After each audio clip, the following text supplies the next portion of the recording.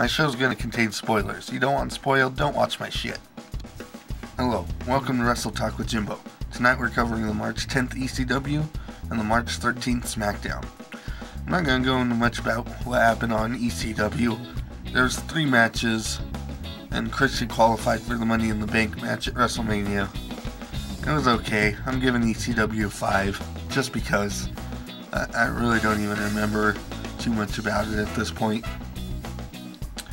Now on to tonight's SmackDown.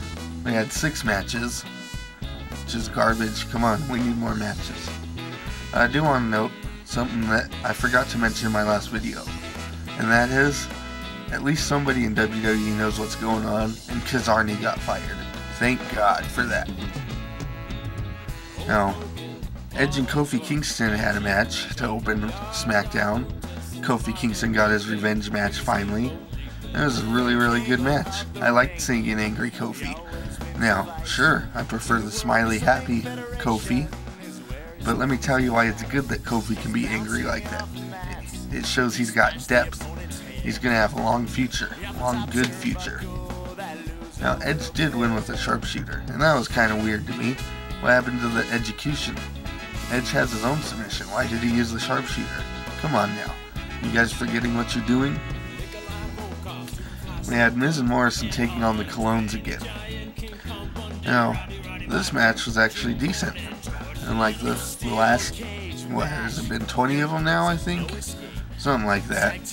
And, you know, it's obviously leading up to the Bellas fighting each other.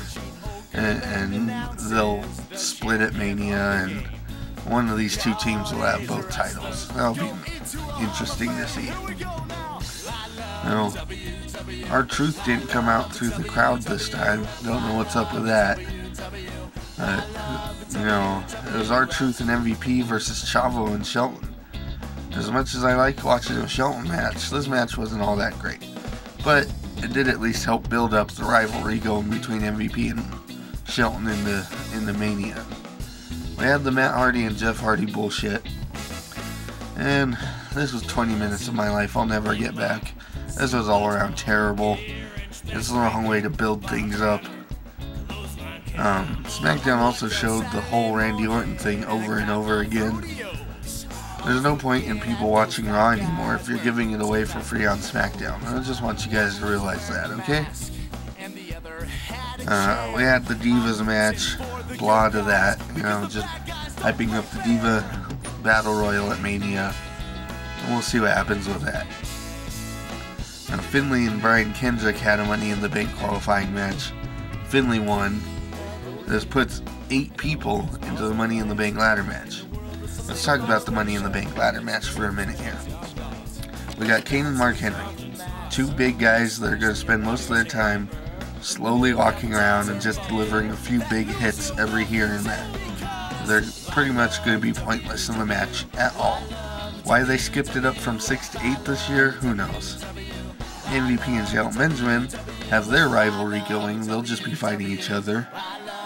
CM Punk and Kofi, though tag team partners before, will be the 2 to watch in this match. As much as I hate CM Punk, at least him and Kofi together can be exciting. Now we got Christian and Finlay in there, also, at this point, tag team partners, and they'll probably be fighting. So you got 4 mini matches going on in one big match. And it's going to be pretty distracting to try to keep focus on what you're trying to watch. My prediction, I would say Christian's the odds-on favorite to win here. But CM Punk and Finlay probably have a pretty good chance. Personally, I would love to see Kofi or Shelton take it. That would be great. MVP's got a decent chance in it, I guess. They've been hyping him up for so long now. SmackDown ended with Taker and Kozlov, and Taker won. So Kozlov's streak is over, so now expect him to be phased out soon. Because, I mean, come on now.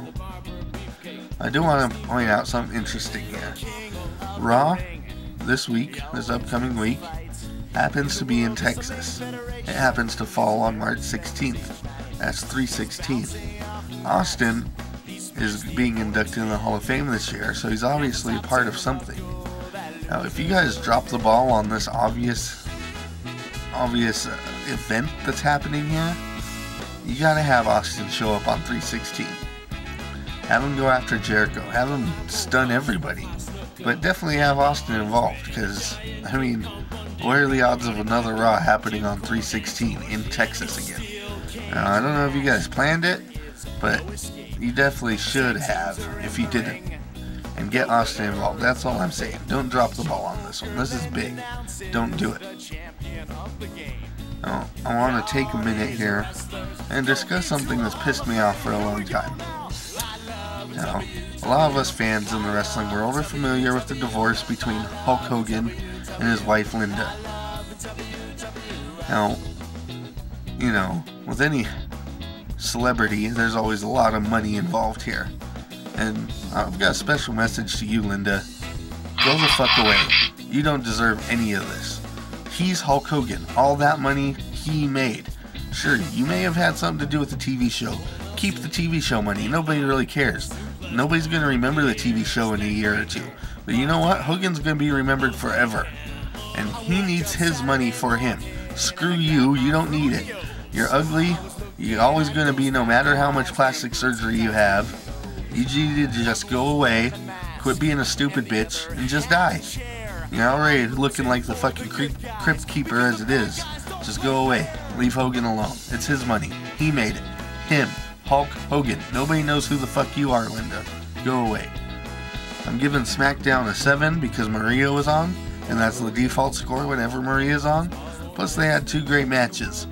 And that's all I gotta say about anything. I'm out.